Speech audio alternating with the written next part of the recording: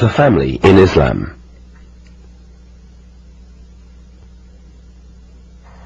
The family is at the core of Islam, and religious laws are aimed at maintaining and strengthening family relations.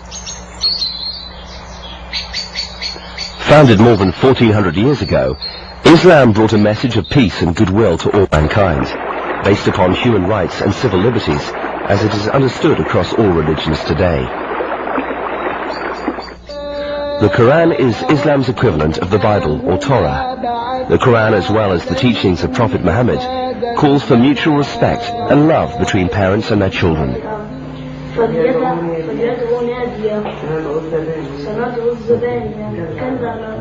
Muslim parents are held accountable before Allah or God for the way they raise their children. In return, Muslim children are expected to respect their parents, listen to their opinions, never raise their voices in front of them, and take great care of them as they grow older. Homes for the elderly are very rare in Muslim societies. The responsibility of aging parents and grandparents is shared by the children. Rana Atani is the oldest of four and lives at home with her parents. She is not restricted to the house and has many friends she socializes with. Well, the only time that I may think of leaving the house is when I get married, so I just move to my husband's home. Islam stresses the strong relation between the family, between the parents and the children. Moreover, it obliges us to treat our parents in a very nice way, in a very respectful way. We should respect them all over the road. We should be able to give them whatever they want, and as in return, they should also treat us in a very good way and give us all what we need. So Islam puts the rules on how we should treat our parents and how they should treat us. The Atanis are a typical Muslim family, living as much as possible in accordance with the teachings of Islam. Their lifestyle as a family is focused on helping one another and accordingly pleasing Allah. Mona is the mother, and besides her tasks at home, she works at the university. Islam does not oblige her to contribute any of her earnings to the household. That is her choice.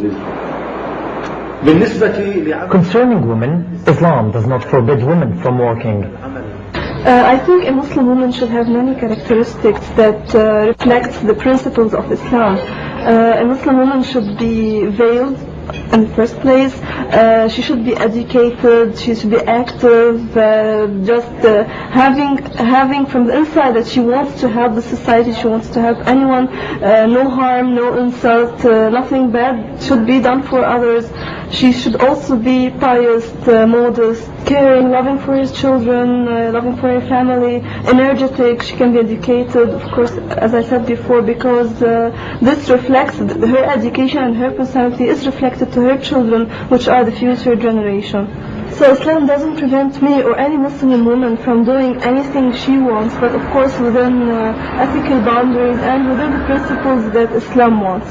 For example, I was educated in an American university and I've got an engineering degree. I also work in an engineering company. Despite her full schedule, Rana also finds time for her friends and religious commitments. Every Wednesday evening, Rana, her sisters and their friends meet for a halakha at a private center in Beirut. A halakha is a religious gathering. The sheikh leading the gathering this evening is a graduate in religious studies from the famous Azhar University in Cairo.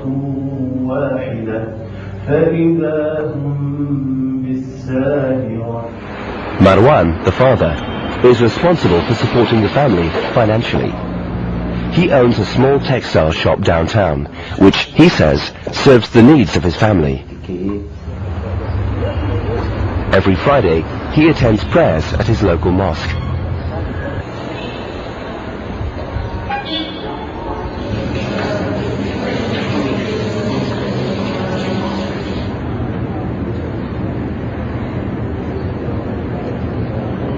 Both Mona and Marwan have taught their children the ways and teachings of the Quran and the Prophet Muhammad, peace be upon him. The family prays together as often as they can. Education is compulsory for both men and women, in religious as well as scientific and social studies, not only to advance a personal professional career, but also to know and understand one's religious rights and duties, which helps in making everyday decisions. Of course, if we go to the literature of the Prophet, peace be upon him, we could find it in one phrase that says, knowledge is a duty upon every Muslim. Of course, when we say every Muslim, mean male and female. And that's amazing in that time, in that first, at the very beginning of the 7th century. That was something amazing. It was like a revolution to ask people to seek knowledge wherever they are. As stated in the Holy Quran, O mankind, we have created you from a male and a female, and made you into nations and tribes, that you may know one another. Yet the images we see in the media, in films and on the news, create quite a different impression.